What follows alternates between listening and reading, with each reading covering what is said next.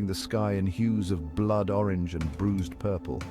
At the forest's heart, shrouded in shadow, lay the mansion, forgotten, forsaken. Its windows, vacant eyes, stared out blindly. Stone walls, crumbling under the weight of years, whispered tales of bygone eras. A shiver ran down her spine, a primal fear of the unknown. Yet she was drawn to it, an irresistible lure.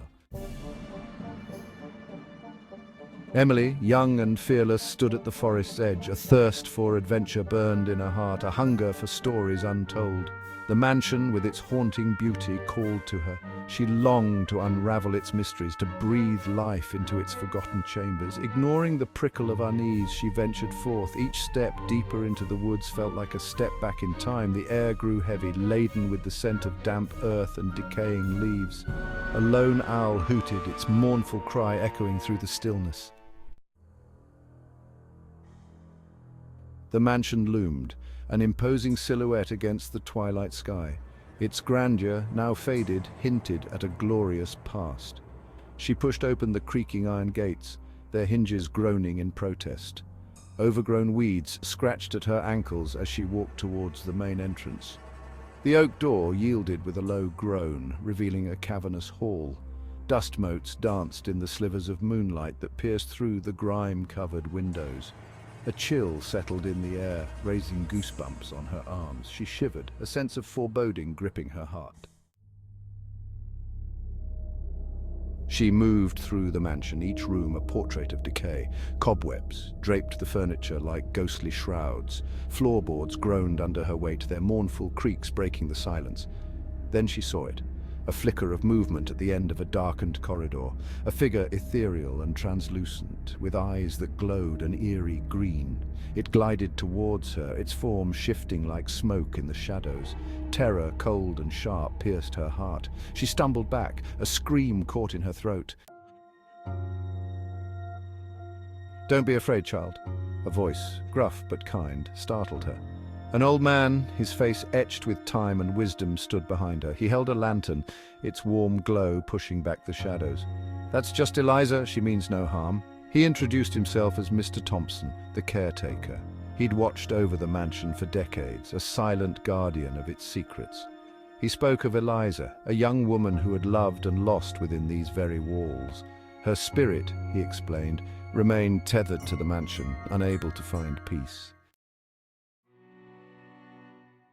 Eliza, he said, had been a beauty, full of life, with laughter that echoed through the mansion's halls. She'd fallen deeply in love with a young man, a love that promised forever. But fate, a cruel mistress, had other plans. He'd left for war, promising to return. Eliza, heart filled with hope, had waited. Days turned into weeks, weeks into months, months into years. Her love never faded, but hope dwindled with each passing season. One day news arrived. He was gone, lost in the throes of battle. Eliza, her heart shattered, couldn't bear the pain. She wandered the mansion, her sobs echoing through the empty halls. One stormy night, she ended her life, choosing to be with her love in the afterlife. Mr. Thompson explained that Eliza wasn't a malevolent spirit. She was simply lost, trapped in her grief, unable to move on. She wandered the mansion, searching for her lost love, yearning for a connection. Emily listened, her fear replaced by a profound sadness. She pictured Eliza, her heart heavy with unshed tears, wandering the mansion's desolate halls, a young woman robbed of her love, forever frozen in her grief. Mr. Thompson said Eliza was drawn to Emily. He believed she saw a kindred spirit, someone who could understand her pain, someone who could offer a moment of solace in her eternal solitude. Emily took a deep breath, her gaze drawn back to the spectral figure.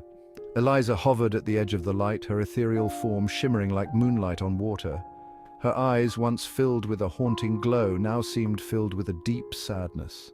Emily, instead of fear, felt a surge of empathy. She saw not a terrifying ghost, but a heartbroken young woman trapped in her despair, a soul lost and alone, desperately seeking connection. From that day on, Emily visited the mansion often. She would sit in the dusty rooms, sharing stories of the world outside, tales of love, loss, and hope. She spoke to Eliza, offering her comfort and companionship. Slowly, she noticed a change in Eliza. The sadness in her eyes seemed to lessen, replaced by a flicker of peace. The mansion, once filled with an oppressive gloom, felt lighter, as if a weight had been lifted. Years passed. The mansion, though still draped in the silence of ages, felt different. It no longer held the same eerie chill. It was a place of memory, a testament to a love lost and a soul finally at peace. Emily, now older, continued her visits. She knew Eliza's spirit was finally free, her love story given a new ending.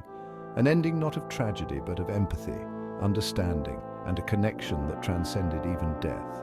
And in the whispers of the wind, she could almost hear